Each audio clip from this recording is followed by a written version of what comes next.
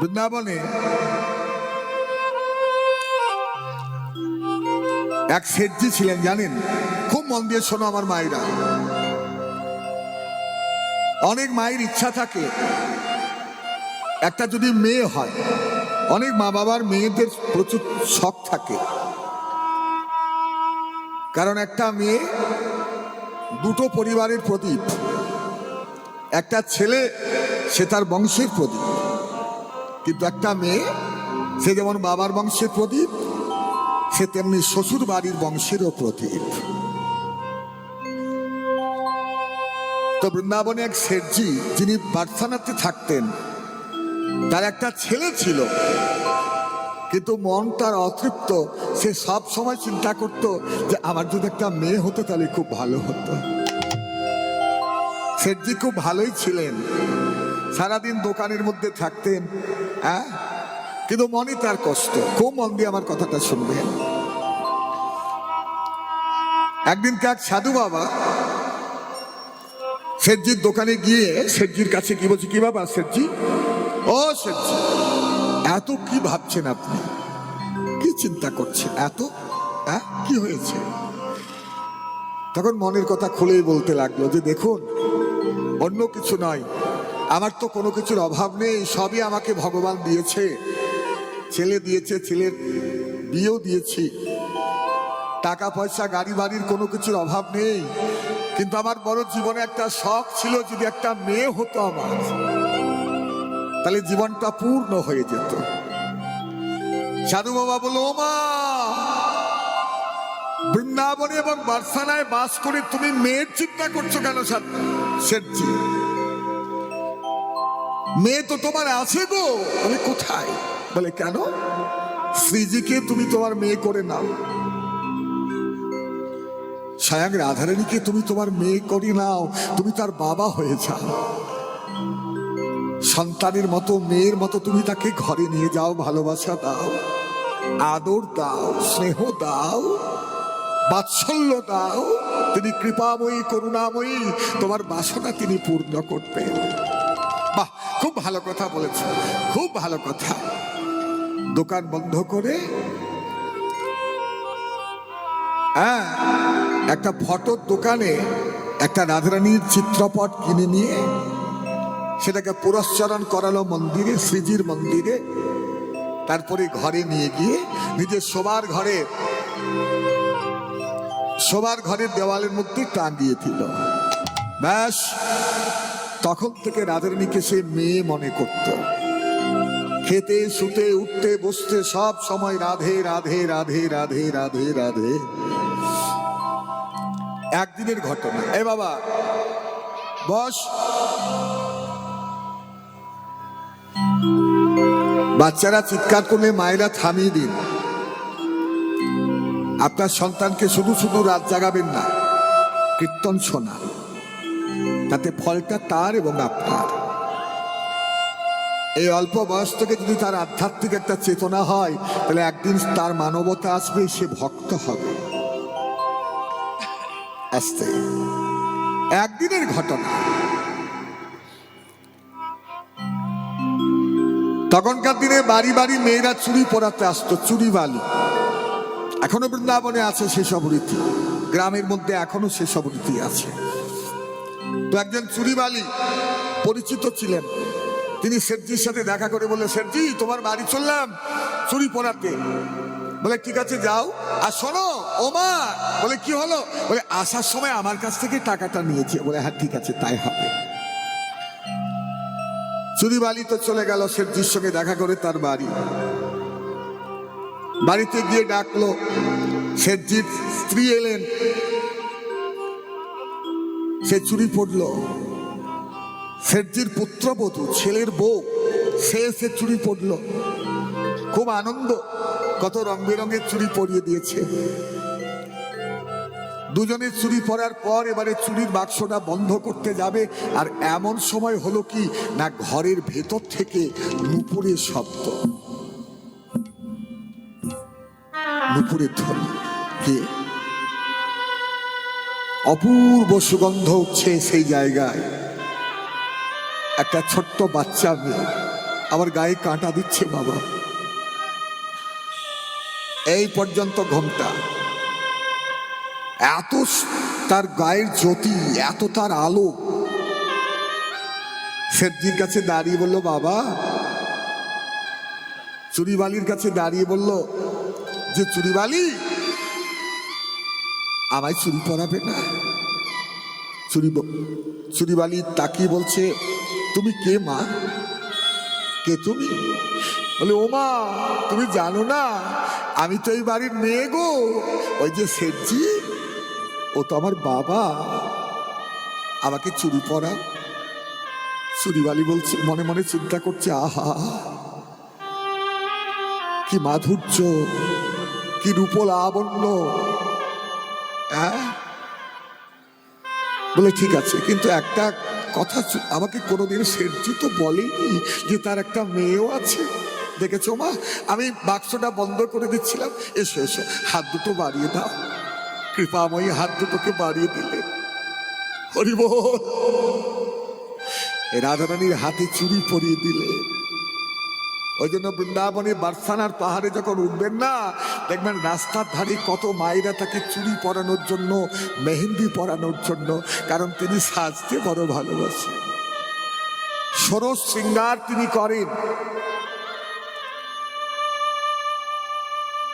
তা সেই চুরিবালি তাকে চুরি পরিয়ে দিলেন। তিনি তো ঘরের ভেতরে চলে গেলেন। চুরিবালি বাক্স বন্ধ করে শেঠজির কাছে এসে বলে, শেঠজি দাও, টাকা দাও। শেঠজি তো দুজনের টাকা দিল। বলো, মা আরেকজনের দাও। বলে, আর কার? বলে, কেন, তোমার মেয়ে যে চুরি পড়লো তার টাকা দেবে না? আমার মেয়ে? আমার মেয়ে কোথায়? আমার তো একটাই ছিল। একটা কথা মনে রাখবেন বাবা, আমরা যতটা না ভগবানকে ডাকতে পারি, যতটা তাকে বিশ্বাস করতে পারি, যতটা তার সঙ্গে সম্বন্ধ করতে পারি, তার থেকে অনেক বেশি ভগবান আমাদের সাথে সম্বন্ধ স্থাপন করতে চায়। হরি বল। আমরা তো মানুষ, আমাদের এখনো মায়া মুক্ত হতে পারিনি। আমাদের চেতনা, আমাদের চিন্তা ভাবনা সব মায়াতীত। রাধারানীকে মেয়ে রূপে স্বীকার করেছেন, রাধারানীর সম্বন্ধ করেছেন, তিনি চুরি পড়লেন, অথচ শেঠজি পরিষ্কার বলে দিল, আমার কোনো মেয়ে নেই। টাকা দিল না। চুরিবালি বলছে, বাহ, তুমি কেমন বাবা, মেয়েকে চুরি পড়াতে পারলে না? ঠিক আছে, আমি পড়িয়েছি, তোমাকে টাকা দিতে হবে না, আমি চললাম।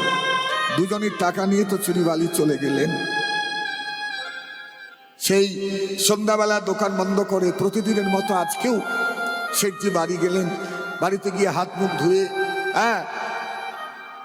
রাধে রাধে বলতে বলতে হাত মুখ পরিষ্কার করে খাবার জায়গাতে আসনে বসে সেবা করছেন। তার স্ত্রী তাকে পরিবেশন করছেন। সেই সময় শেঠজি জিজ্ঞাসা করছে যে, আচ্ছা হ্যাঁ গো, তোমরা কজন চুরি পড়েছ? তার স্ত্রী বলো, কেন, আমরা দুজন পড়েছি। আমি পড়েছি, বৌমা পড়েছে। বলে, দেখছ চুরিবালি কত মিথ্যাবাদী, ভাগ্যিস আমি অন্য আরেকজনের টাকা দিইনি। আমাকে বলছে কিনা আমার মেয়ে চুরি পড়েছে। দুধ ছাই, লস হয়ে যেত। খাওয়া কমপ্লিট করে হাত ধুয়ে বিছানায় শোবার আগে সেই শ্রীজির যে মূর্তিটা, যে চিত্রপটটা, সেখানে প্রণাম করলো, রাধে রাধে বলতে বলতে শুয়ে পড়ল। মাঝরাত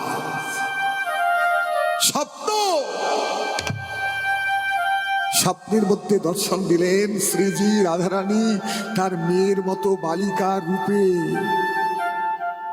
আহা মরি মরি, শেঠজি দর্শন করছে স্বপ্নের মধ্যে যে শ্রীজির চোখে জল কাঁদছে আর বলছে, বাবা, যে বাবার কাছে তার মেয়ের কোনো সম্মান নেই, সে ঘরে আমি থাকবো না গো। তুমি আমার কেমন বাবা, তুমি মেয়েকে চুরি পর্যন্ত পড়াতে পারলে না, তাহলে তুমি আমার কেমন বাবা, আমি তোমার কাছে থাকবো না। যখন চলে যাচ্ছে ঘর থেকে ঘুম ভেঙে গেল। একই কি হলো? আমি কি দেখলাম? ওই মূর্তিটাকে বুকে নিয়ে হাউ হাউ করে কেঁদে উঠল। দরজা খোলা, ছুটতে ছুটতে গেল সেই চুরিমালির কাছে। ওগো চুরিমালি, মা গো, মা তুমি কোথায় আছো? রাত্রিবেলা তার দরজা ডেকে ডেকে ডেকে ডেকে তাকে তুললো। তারপরে বললো, মা আমার যত টাকা পয়সা আছে আমি সব তোমাকে দেব, তুমি বড় ভাগ্যবতী, স্বয়ং রাধারানী তোমাকে কৃপা করে দর্শন দিয়েছেন, তুমি তাকে চুরি সেবা করিয়েছ। কিন্তু আমি এমন এমন নরাধম পাপী যে আমি সম্বন্ধ রাখতে পারলাম না। আমার মেয়ে আমার ঘরে ছিলেন এতদিন, কিন্তু সে কথা আমি বিশ্বাস করতে পারিনি। সে মনে প্রাণ দিয়ে চেয়েছে আমাকে, তাই তো সে চুরি পড়তে এসেছিল, কিন্তু আমি তোমায় টাকা দিতে পারলাম না, ক্ষমা করো। শোনা যায় যে সেই শেঠজি পাগল হয়েছে, পাগল হয়ে গেছে। এই বৃন্দাবন নিত্য লীলাভূমি, ওই জন্য বৃন্দাবনে ভবিষ্যতে যারা যাবেন সেখানে রাধারানীর স্মরণে মননে চিন্তনে থাকবেন। গোবিন্দের কৃপা সরাসরি পাবেন না, আগে রাধারানীর কৃপা করবে, তারপরে গোবিন্দ। কৃষ্ণ প্রেম পেতে গেলে প্রেম স্বরূপিণী রাধারানীর কৃপার বড় প্রয়োজন। মায়েরা অধিকারিণী হচ্ছেন উলুধ্বনি। উ শব্দের অর্থ রাধা, লু শব্দের অর্থ কৃষ্ণ। যারা মুখে একবার হরিবোল বলে তার কোটি জন্মার্জিত পাপ থেকে সে পরিত্রাণ পায়। একবার কৃষ্ণ নামে যত পাপ হরে, জীবের সাধ্য নেই তত পাপ করে। যারা নিরামিষ ভোজী হয় তাদের দেহের মধ্যে উগ্রতা আসে না, সহিষ্ণুতা পবিত্রতা আসে। আগে দেহটাকে শুদ্ধ করতে হয়, সে কারণে নিরামিষ খাদ্য কন্ট্রোল। যারা একাদশী করেন শ্রীহরির কৃপা প্রাপ্তি তাদের হয়ে যায়। যারা তুলসীর মালা কণ্ঠে ধারণ করে আছেন তাদের সব থেকে বড় কৃপা। কারা পরে আছেন তুলসী? একটু দেখাতে হবে। গীতায় ভগবান বললেন যে অন্তকালে চ মামেব স্মরণু তবা কালে বরম ইয়ঃ প্রয়াতস্য মদ্ভাবং জাতি নাস্তে সংশয়। যখন দেহ থেকে আত্মা বেরিয়ে যায় সেই সময়টাকে আমরা বলি মৃত্যু। মৃত্যু কখন কোন সময় কিভাবে আসবে আমরা কেউ জানি না। যদি আপনাকে অপারেশন থিয়েটারে যেতে হয়, বাড়ির লোকজন আপনার গলায় যদি একটা মোটা সোনার চেন থাকে সেটা খুলে নেবে, কিন্তু তুলসীর মালা 10 টাকা 15 টাকা 20 টাকাতেই পাওয়া যায়। ওই তুলসীর মালা কেউ খুলবে না। আর যদি এইরকম একটা চিন্তা ভাবনা আসে তাহলে পরিবারের মানুষকে বলে যেতে হয় যে আমার কণ্ঠ থেকে তুলসীকে কোনোদিন সরিয়ে দিও না। কারণ অপারেশন থিয়েটারে আইসিইউ রুমে ডাক্তার নার্স ছাড়া আপনার পরিবারের কেউ থাক বা না থাক, ভক্তি প্রদায়িনী ভক্তি দেবী বৃন্দা দেবী যদি আপনার কণ্ঠে বিরাজ করে, তাহলে মৃত্যুকালে তার কৃপায় যদি একবার মুখে হরিবোল আপনি বলতে পারেন, হরিবোল,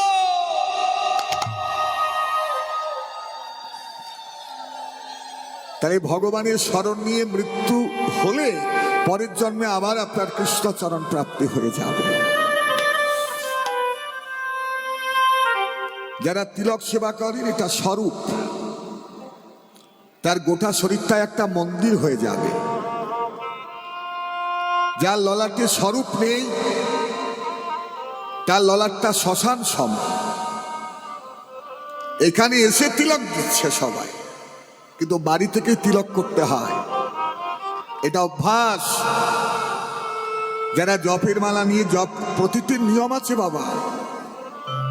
এই যে বৈষ্ণবের শাস্ত্র সম্বন্ধীয় সিদ্ধান্ত, আমাদের ভক্তি জগতের এগুলো আমাদেরকে বেড়াজাল, আমাদের যাতে চিত্ত চঞ্চল না হয়, আমাদের পাপ পিছলে না যায়, সে কারণে জপ করলে কি হয়, 108টা তুলসীর কাঠ, প্রতিটি কাঠের মাঝে থাকে একটা করে সুতোর গিট। 108টা তুলসীর কাঠ, রাসলীলার 108 জন গোপী, মাঝের গিটগুলো শ্রীকৃষ্ণ। 108 বার নাম একবার করলে 1 ফেরা 4 ফেরায় 1 গ্রন্থি, আর 16 গ্রন্থিতে 1 লক্ষ নাম জপ হয়। হরিদাস ঠাকুর প্রতিদিন 3,33,333 নাম গুনে গুনে জপ করতেন। তাহলে দেখুন, জপ করলে আপনার মন কোনো দিকে যাবে না, আপনি নিত্য মুক্ত পবিত্র হতে পারবেন। এই যে যারা অনেক বড় মাপের বৈষ্ণব সৎপথ ত্যাগী, তারা কৌপিন পরের অন্তর্বাস বহির্বাস। কেন? কো মানে কাম, পিন মানে দমন করা। যারা কাম দমনে সচেষ্ট তারা কিন্তু প্রকৃত বৈরাগী। এই যে শিখা রাখা হয়, শিখাকে অনেকে ক্রিটিসাইজ করে বলে অ্যান্টেনা, অনেকে বলে এরিয়েল। আগেকার দিনে টিভিতে অ্যান্টেনা থাকতো না, কি গো মা, ছাতির উপরে। কেন না? অ্যান্টেনা উঁচুতে থাকলে টিভি স্ক্রিনে ছবিটা ভালো আসে বলে। যদি কোনো ভক্তের এখানে শিখা থাকে, অ্যান্টেনা থাকে, তাহলে কি হবে জানেন? প্রতিনিয়ত সদা সর্বদা অহর্নিশি তার হৃদয় টিভির মধ্যেও রাধা কৃষ্ণের প্রতিচ্ছবি প্রতিবিম্ব সদা সর্বদা দেখা যাবে। হরি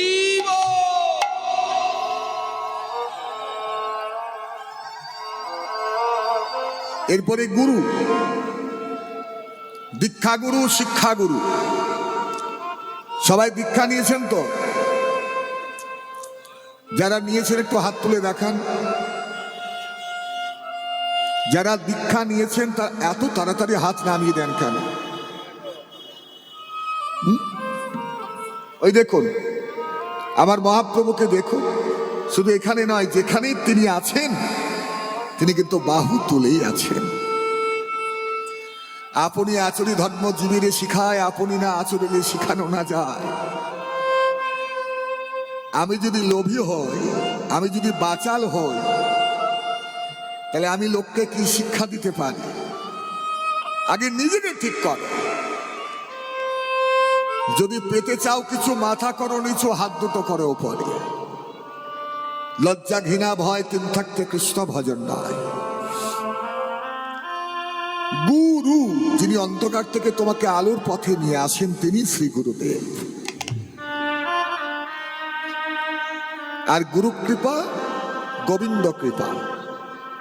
দীক্ষা গুরু, শিক্ষা গুরু।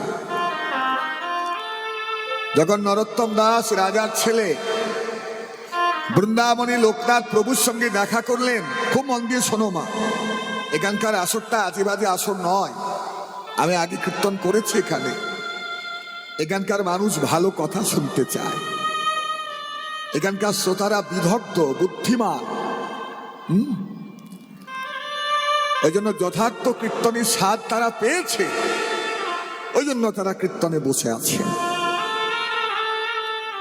যখন লোকনাথ প্রভু নিষ্কিঞ্চন বৈষ্ণব, একদম মুরারি কুণ্ডে থাকেন, সেখানে একটা তালপাতার কুড়ে ঘরে ভজন করেন। জীবনে কাউকে দীক্ষা তিনি দেননি, নবদ্বীপের মানুষ ছিলেন, কিন্তু অতি অল্প বয়সে গৃহত্যাগ করে বৃন্দাবনে বাস করছেন। নরোত্তম তার কাছে গিয়ে বলল, প্রভু আপনি কৃপা করে আমায় দীক্ষা দিন। দীক্ষা, যারা প্রকৃত গুরু হয় তারা সহজে সবাইকে দীক্ষা দেয় না। কেন? দুটি কারণ। দীক্ষা দিলে আমার নিজের ভজন সাধন অন্যকে দান করতে হবে। 2, সারা জীবনের জন্য সেই শিষ্যের কাছে আমাকে ঋণী হতে হবে।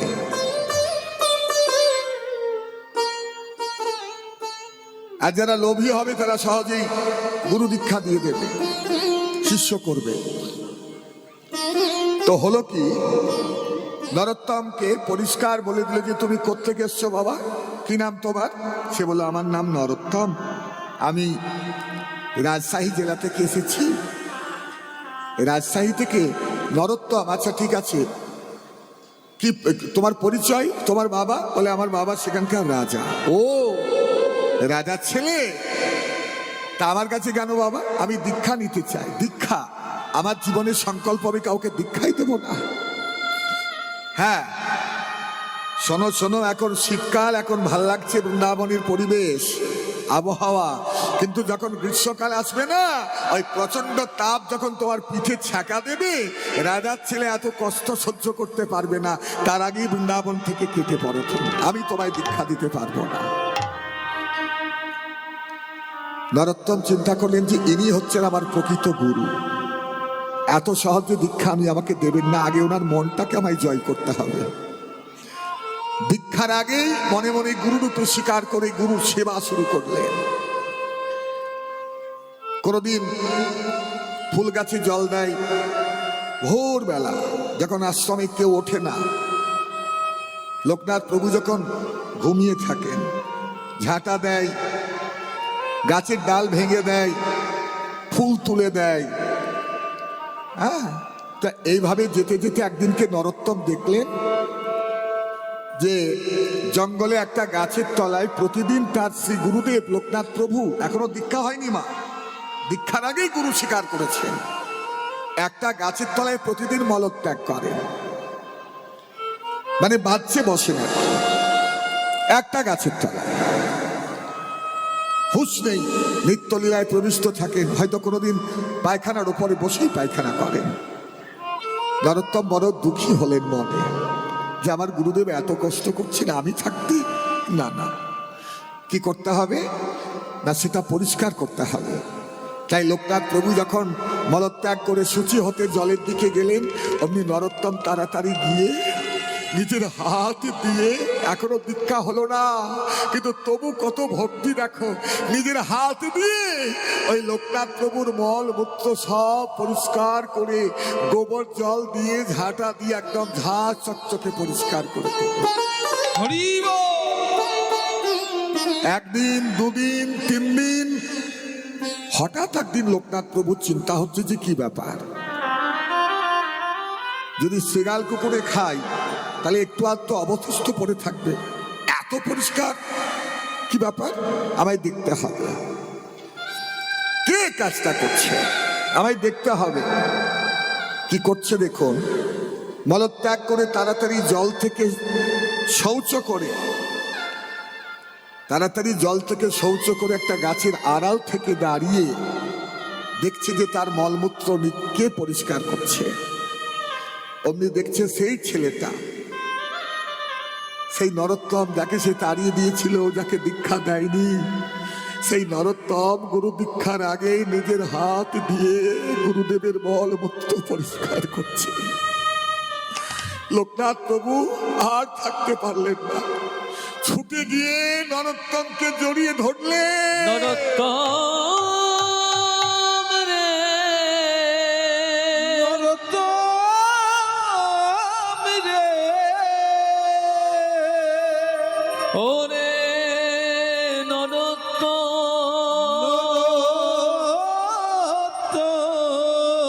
নরোত্তম রে, গুরুদেব, ওরে নরোত্তম, পুত্র নিজের পিতামাতার মলমূত্র নিজের হাতে পরিষ্কার করতে অস্বীকার করে, অগ্রাহ্য করে, ঘৃণা করে, আর তুই আমার মলমূত্র পরিষ্কার করছিস, এখনো তুই তো আমার কাছ থেকে দীক্ষা নিসনি বাবা। লোকনাথ প্রভু নরোত্তমকে জড়িয়ে ধরলেন আর কেঁদে কেঁদে বললেন, নরোত্তম রে, নরোত্তম রে, তুই তো আমার কাছে দীক্ষা নিসনি, কিন্তু তবু তুই মনে মনে আমায় গুরু রূপে স্বীকার করেছিস, স্বীকার করেছি, এমন একটা সেবা করছিস যেটা কেউ করে না। তুই আমার মলমূত্র নিজের হাত দিয়ে পরিষ্কার করলি, পরিষ্কার করিলি, তাতে কি করলি জানিস নরোত্তম? তুই যে জন্মে জন্মে আমায় ঋণী করিলি, তুই যে জন্মে জন্মে ঋণী করিলি, জন্মে জন্মে ঋণী করিলি। নিজের হাতে বিষ্ঠা ওরে পরিষ্কার করে তুই যে জন্মে জন্মে আমায় ঋণী করিলি। নিজ হাতে বিষটা পরিষ্কার করে জন্মে জন্মে ঋণী করিলি। নরোত্তম গুরুদেবের চরণটা জড়িয়ে ধরে বলল, ওগো গুরুদেব, ওগো গুরুদেব, আপনি তো জন্মাবধি বৃন্দাবনে আছেন, বৃন্দাবনে আছে, আর আপনি তো কোনোদিন গোবিন্দের পবিত্র প্রসাদ ছাড়া কিছু সেবা করেন না, সেবা করেন না। তাই আপনার মতো একজন সিদ্ধ ভক্তের সিদ্ধ বৈষ্ণবের মল মূত্র নিজের হাত দিয়ে পরিষ্কার করেছি বলে আমার কি হয়েছে জানেন? কি হয়েছে? আমার নরজনমে ধন্য হলো, নরজনম ধন্য হলো, নরজনম ধন্য হলো, নরজনম ধন্য হলো, নরজনম ধন্য হলো। এমন বৈষ্ণবের সেবা করে নরজনম ধন্য হলো, এই বৈষ্ণবের সেবা করে রাজি আশায় আমার সফল হলো, বৈষ্ণবের সেবা করে আশায় আমার সফল হলো, বৈষ্ণবের সেবা করে আশায় আমার সফল হলো, নরজনম ধন্য হলো। এই সেবার পর নরোত্তমকে তিনি দীক্ষা দিলেন। এই হচ্ছে গুরু শিষ্যের সম্পর্ক। এটা হচ্ছে শিক্ষাগুরু, দীক্ষাগুরুর কথা। এবারে বলি শিক্ষাগুরু, যিনি আপনাকে ভজন তত্ত্বের উপদেশ শেখাবেন।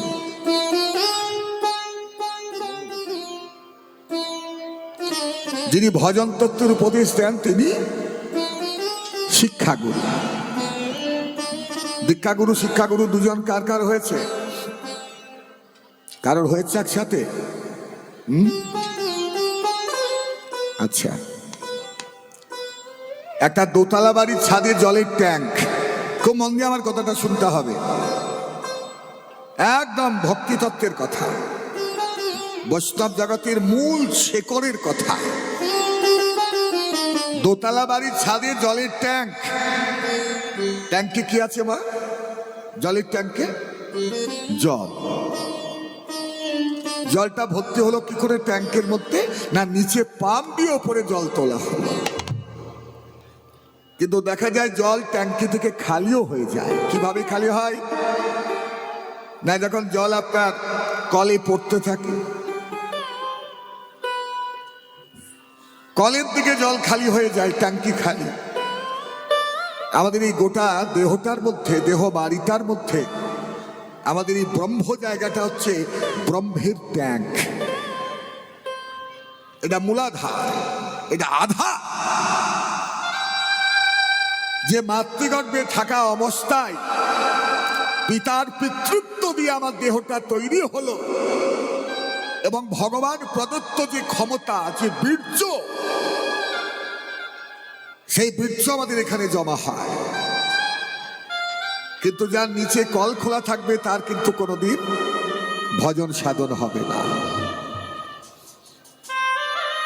আর এই উপদেশটাই আপনাকে যিনি শেখাবেন তিনি হচ্ছেন শিক্ষাগুরু। দীক্ষাগুরু শিক্ষাগুরু একসাথে যদি কারোর হয়ে যায় তবে তার মতো ভাগ্যবান কেউ নেই। তাহলে কামকে জয় করতে গেলে আগে নিজের খাদ্যকে কন্ট্রোল করো, নিজের চোখকে কন্ট্রোল করো, নিজের কানকে চোখ কন্ট্রোল করো। আর তার জন্য অনেক সাধনার প্রয়োজন।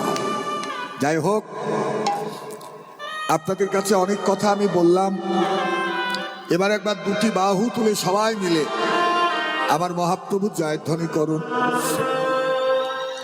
কৃষ্ণ বলে বাহ,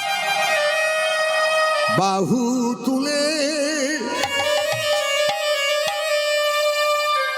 যদি কেউ বাকি থাকে তার পাশের মানুষটা তার হাতটা টেনে তুলে দিন। সবাইকে আমি চাইছি একভাবে হাত তুলে হরিধ্বনি করতে। কৃষ্ণ বলে বাহু তুলে এ সোনা ভাই হরি বলে, কৃষ্ণ বলে দুটি বাহু তুলে এসো না ভাই হরি বলে। কৃষ্ণ বলে দুটি বাহু তুলে এসো না ভাই হরি বলে। কৃষ্ণ বলে দুটি বাহু তুলে এসো না ভাই হরি বলে। কৃষ্ণ বলে দুটি বাহু তুলে এসো না ভাই হরি বলে। এ নামে নেই কোনো চিন্তা, চিন্তা এ নামে যাই মনের ভাবনা, এ নামে নেই কোনো চিন্তা, চিন্তা এ নামে যাই মনের ভাবনা। এ নামে নেই কোনো চিন্তা, চিন্তা এ নামে যাই মনের ভাবনা। এ নামে নেই কোনো চিন্তা, এ নামে যাই মনের ভাবনা। শুধু বদন ভরে এই নামে গাও, বদন ভরে এই নামে গায়, এই বদন ভরে এই নামে গায়। বদন ভরে এই নামে গায়। বলো না কৃষ্ণ কৃষ্ণ না, কৃষ্ণ বলে দুটি বাহু তুলে এসো না ভাই হরি বলে। কৃষ্ণ বলে দুটি বাহু তুলে এসো না ভাই হরি বলে। কৃষ্ণ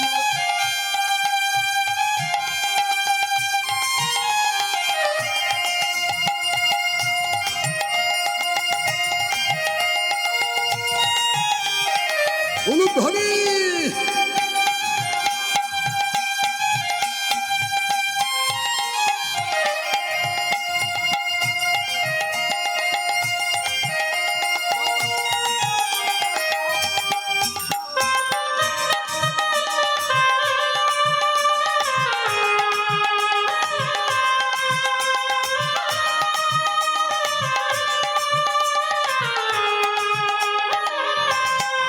হরি নাম কৃষ্ণ নাম গে যা অবিরাম, হরি নাম কৃষ্ণ নাম গেয়ে যায় অবিরাম। হরি নাম কৃষ্ণ নাম গেয়ে যা অবিরাম। এসেছ ভাবে যেতে হবে, নাম করো মন তারেই পাবে। এসেছো ভাবে যেতেই হবে, নাম করো মন তারেই পাবে। এসেছো ভবে যেতে হবে, নাম করব পরে যা। বলো নিতাই গৌর রাধে শ্যাম মন আমার হরে কৃষ্ণ হরে রাম, হরি নাম কৃষ্ণ নাম গেয়ে যায় অবিরাম। হরি নাম কৃষ্ণ নাম গেয়ে যায় অবিরাম।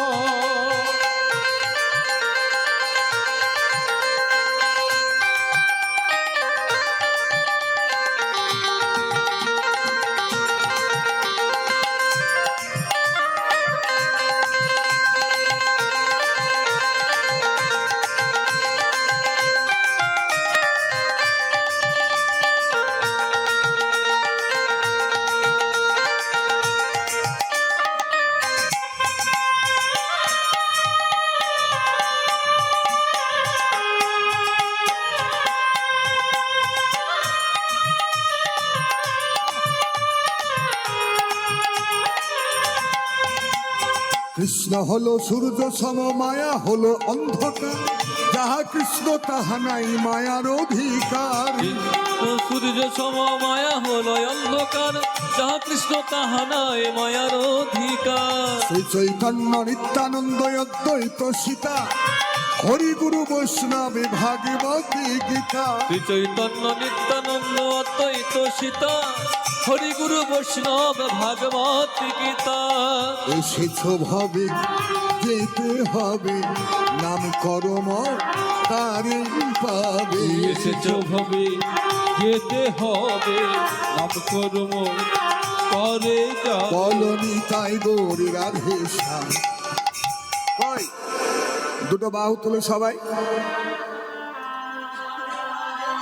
হরে কৃষ্ণ হরে রাম হরি নাম কৃষ্ণ নাম গেয়ে যায় অবিরাম হরি নাম কৃষ্ণ নাম গেয়ে যায় অবিরাম হরি নাম কৃষ্ণ নাম গেয়ে যায় অবিরাম হরি নাম কৃষ্ণ নাম গেয়ে যায় অবিরাম।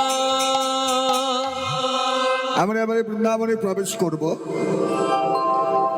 যারা বৃন্দাবন যাবেন তার একটা কথা মনে রাখবেন, বৃন্দাবন হচ্ছে সাধন ভূমি, সাধন পীঠ। এই বৃন্দাবনের লতা গুল্ম তরু লতা সবই কিন্তু সিদ্ধ। তাই বৃন্দাবনে বা কোনো তীর্থস্থানে গিয়ে এমন কোনো অপরাধমূলক কর্ম করবেন না যাতে ভগবানের কাছে চির জন্মের জন্য আপনি দোষী হয়ে যান। एक बार अयोध्या जाओ, 2 बार द्वारिका, 3 बार त्रिवेणी में नहाओगे। मन दिए शोनो, জীবনে একবার রাম মন্দির দেখতে যাও অযোধ্যাতে, গেছো কেউ?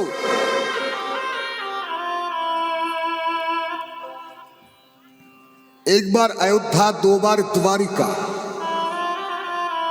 3 बार त्रिवेणी में नहाओगे। এই তো সামনে চলে এলো ওই শিবরাত্রির যোগ, কুম্ভ, মহাকুম্ভ। 4 बार चित्रकूट, 100 बार नासिक, बार बार बद्रीनाथ घुमाओगे। कोटि बार काशी, रामेश्वरम, केदारनाथ, गया, जगन्नाथ, पुरी, चाहे जहां भी जाओगे, लेकिन जहां पर होंगे प्रत्यक्ष दर्शन मेरे श्याम श्यामा की, अरे वृंदावन सा आनंद तुम कहीं नहीं पाओगे। हरि बोल। जिसके कन कन में राधा नाम प्रेम विराज करती है वृंदावन में, वृंदावन के वृक्ष को मर्म न जानी कोई, जिसके डार डार पात पात श्री राधे राधे हो। कलिजुगे जाग यज्ञ फल नहीं यार, ताई तो हरे कृष्ण नाम प्रभु करिला प्रचार। कलिजुगे यज्ञ एकमात्र नाम यज्ञ। कृष्ण वर्णं तिसा कृष्णं सांग बांग वार्षदम यज्ञ संकीर्तन प्रयजन्ति ही सुमेधसः। এটা ভাগবতের কথা। যিনি বৃন্দাবনের কৃষ্ণ বর্ণের ছিলেন তিনি কলিযুগে গৌরাঙ্গ মহাপ্রভু গৌর বর্ণ ধারণ করে এলেন। কেন এলেন? তার একটা কারণ আছে। রাধারানীর কাছে তিনি ঋণী ছিলেন। কিসের ঋণ? কৈছন তুয়া প্রেমা, কৈছন মধুরিমা, কৈছন সুখেতে ভোর। এদিন বাঞ্ছিত ধন ব্রজে মোর, না হইল পুরন ভাবিয়া না পাইব। শ্রী রাধায় প্রণয় মহিমা দৃশ বানৈবা, সাধ্যৌ জেনাদ্ভুত মধুরিমা। ভগবানের থেকে যত দূরে চলে যাবে তত দূরেই থেকে যাবে। এই দুনিয়াতে তার মতো আপন আমার কেউ নেই। আমরা যাদেরকে বন্ধু ভাবি, আত্মীয় ভাবি, আপন ভাবি, স্বজন ভাবি, এরা সবাই তোমার সুখের সময় থাকবে, আনন্দের সময় থাকবে, ভালো সময় থাকবে। কিন্তু যেদিন তোমার জীবনে ভয়ঙ্কর সংকট আসবে সেদিন কেউ থাকবে না। এই জন্য তোমাদের কাছে একটা নিবেদন, যে সংসার করছো করো মা, ভগবানকে ভুলে নয়। কারণ যাদের জন্য তুমি সারা জীবনটা অতিবাহিত করলে, এদেরকে যতদিন তুমি ভরিয়ে দিতে পারবে এদের ভালোবাসা পাবে। আর যেদিন শরীর থেকে দিতে পারবে না, অর্থ দিতে পারবে না, সেদিন এদের ভালোবাসাটাকে তুমি পাবে না। আর সে কারণে কীর্তন কমিটির মহৎ উদ্দেশ্যে আপনাদের অপ্রাকৃত অকৃত্রিম দানের ফলস্বরূপ ডাকঘরা হরিবাসরে বাৎসরিক যে কীর্তন, যে হরি গুণানুগুণ যজ্ঞের আয়োজন করা হয় 2-3 দিন, তাতে আপনারা যারা সামিল হতে পারেন তার জীবন ধন্য হয়। যে কীর্তন শোনে সে ধন্য, যে কীর্তন গায় সে ধন্য। মাইকে যত দূর ধ্বনি যায়, লতা পাতা পশু পক্ষী কীট পতঙ্গ সবাই উদ্ধার হয়ে যায়।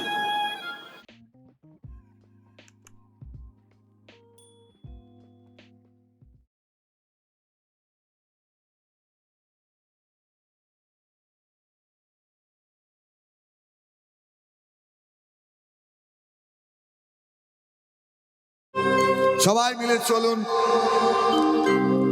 বৃন্দাবন যাউঙ্গি। কারা কারা যাবেন?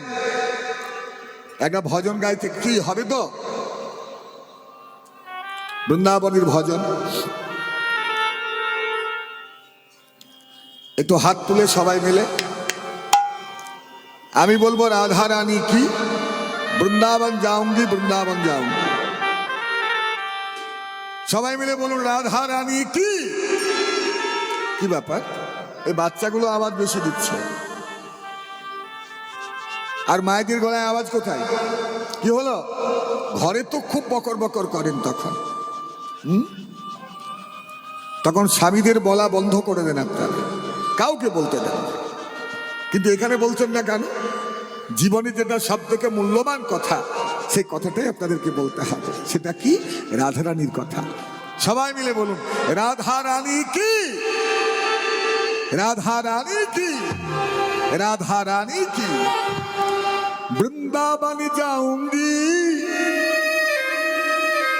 सखी, বৃন্দাবন যাऊंगी। বৃন্দাবন যাऊंगी সখী, বৃন্দাবন যাऊंगी। যারা বৃন্দাবন যাবেন তারা মুখে বলুন, বলুন রাধে। মন ভরছে না গো, এখানে সব ভালো, কিন্তু তোমরা বড় কৃপণ, বড় কৃপণ। ভগবান তোমাকে মানুষ করে পাঠিয়েছেন এই দেহ দিয়ে প্রাণ ভরে তার সেবা করো। যা যা তোমার আছে সবই তো কৃষ্ণ সেবার উপযোগী। গোবিন্দের দেওয়া সম্পদ গোবিন্দ সেবায় লাগিয়ে দাও মা। সবাই মিলে বলুন, বলুন রাধে রাধে রাধে। বৃন্দাবন যাऊंगी सखी, বৃন্দাবন যাऊंगी। ओ मुझे उठे विरह की पीर सखी, वृंदावन जाऊंगी। मुझे उठे विरह की पीर सखी, वृंदावन जाऊंगी। मुझे उठे विरह की पीर सखी, वृंदावन जाऊंगी। वृंदावन जाऊंगी सखी, वृंदावन जाऊंगी। मुझे उठे विरह की पीर सखी, वृंदावन जाऊंगी।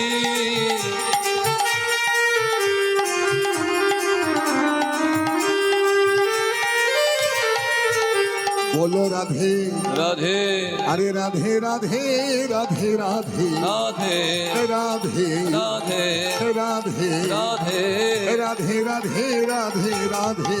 बोलो राधे राधे राधे राधे राधे राधे राधे राधे राधे राधे राधे राधे राधे। बोलो राधे बोलो राधे राधे राधे राधे राधे राधे राधे राधे राधे राधे राधे राधे राधे राधे राधे। बोलो राधे राधे राधे राधे राधे राधे राधे राधे राधे राधे राधे राधे राधे।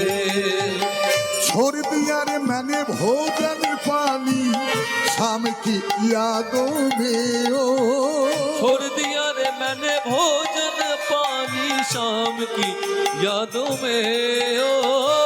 छोड़ दिया रे भोजन पानी हम की यादों में बाजे मुरली राधे मुरली राधे मुरली जमुना तीर सखी वृंदावन जाऊंगी बाजे मुरली जमुना तीर सखी वृंदावन जाऊंगी मुझे उठे विरह की पीर सखी वृंदावन जाऊंगी मुझे उठे विरह की पीर सखी वृंदावन जाऊंगी बोलो राधे राधे राधे राधे अरे राधे राधे राधे राधे राधे राधे राधे राधे राधे राधे राधे राधे राधे बोलो राधे राधे राधे राधे राधे राधे राधे राधे राधे